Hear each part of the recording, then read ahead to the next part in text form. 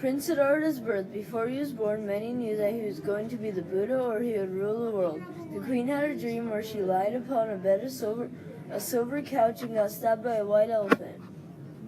Known as the symbol of a great man, otherwise the Buddha, ready to be born, that was predicted by a priest claiming those facts. After this took place and the prince was born, everyone bowed down to Siddhartha because according to Buddha traditions, he looked a few years old and could walk and talk. So he declared, I am the leader of the world and the guide to the world. Before Prince Siddhartha was ever born, his father knew the predictions that the Brahmins had told him. They said if his son saw any suffering, he'd be the Buddha. But if he didn't see any suffering, he would be a great leader. So the only thing the king would do was not let him leave his palace. So Prince Siddhartha saw the best food, clothing, houses, etc.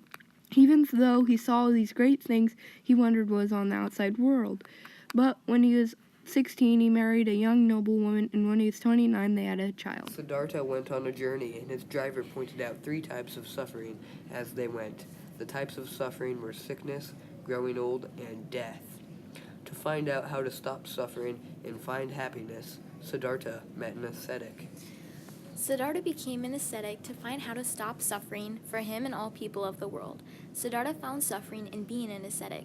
Being an ascetic deprived him of food, water, and all necessities of life. Ascetics help others find alignment while they find alignment, so Siddhartha became an ascetic. They say that he went to the forest, cut his hair with a knife, and put a simple robe on.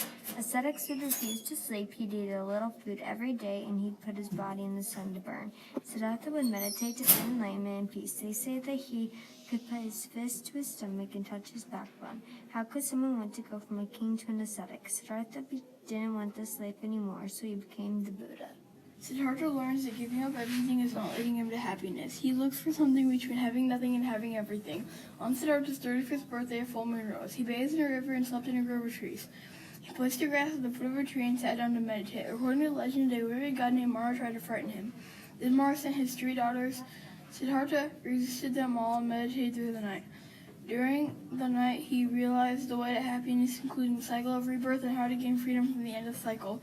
By morning, the prince had become enlightened and was the Buddha, or the awakened one. 4 noble truths. Suffering is present in all things, and nothing lasts forever. Suffering is caused by cravings, desires, and wants. The way to end all suffering is to give up all cravings. The way to give up all cravings is to live according to the Eightfold Path.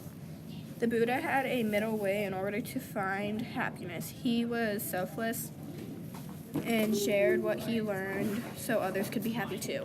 The Buddha taught that one could end all suffering by following the Eightfold Path. The Eightfold Path was also known as the Middle Way. The Buddha discovered the Middle Way on his 35th birthday when he meditated under the Bodhi tree.